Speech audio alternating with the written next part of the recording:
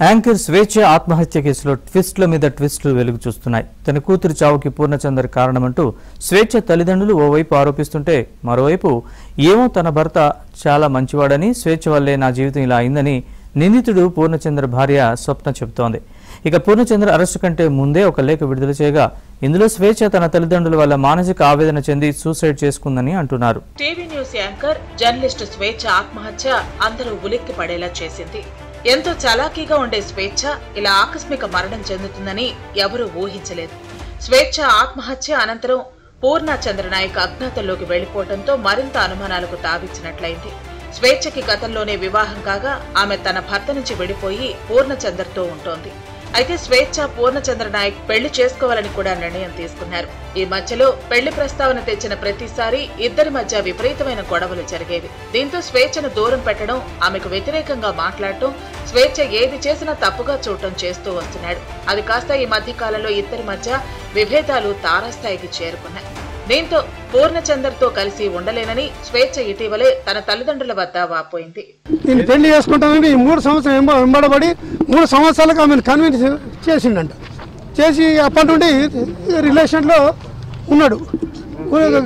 ఇప్పుడు 4 సంవత్సరాల నుండి వాళ్ళు సపరేట్గా రూమ్ తీసుకొని ఉంటున్నారు.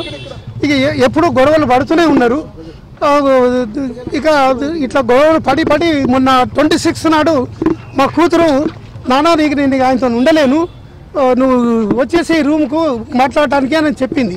కూతురుతో ముందు మాట్లాడితే నానా ఇక నేను ఉండను, కరెక్ట్గా నిర్ణయం చేసేసుకున్నా, మళ్ళీ నువ్వు ఆయనతో మాట్లాడేటప్పుడు మళ్ళీ నువ్వు అడ్జస్ట్ చేయడానికి నువ్వు ప్రయత్నం చేయొద్దు నానా అని అన్నది. సరే నీ ఇష్ట ప్రకారంగా నా అమ్మ చెప్పిన.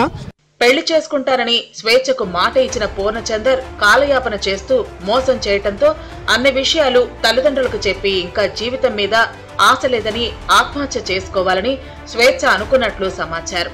అయితే ఇటీవలే అరుణాచలం వెళ్లి దైవ దర్శనం చేసుకుని వచ్చింది. అయితే మనసు అలజడిగా ఉండటం, తాను మోసపోయాననే బాధతో స్వేచ్ఛ ఆత్మహత్య చేసుకుందా అనే అనుమానాలు వ్యక్తమవుతున్నాయి.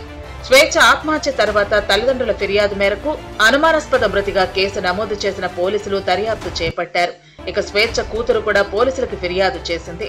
పూర్ణచందర్ తనపై కూడా లైంగిక వేధింపులకు గురి చేశాడని, అసభ్యంగా ప్రవర్తించాడని పోలీసులకు స్టేట్మెంట్ ఇచ్చింది. దీంతో పోలీసులు పోక్సో యాక్ట్ పెట్టారు. ఇక స్వేచ్ఛ ఆత్మహత్య తర్వాత పూర్ణచంద్ర నాయక్ పరారయ్యాడు. అయితే అజ్ఞాతంలో ఉండి పూర్ణచంద్ర నాయక్ ఓ లేఖను విడుదల చేశాడు. పూర్ణచంద్ర రాసిన లేఖ సోషల్ మీడియాలో వైరల్ అయింది.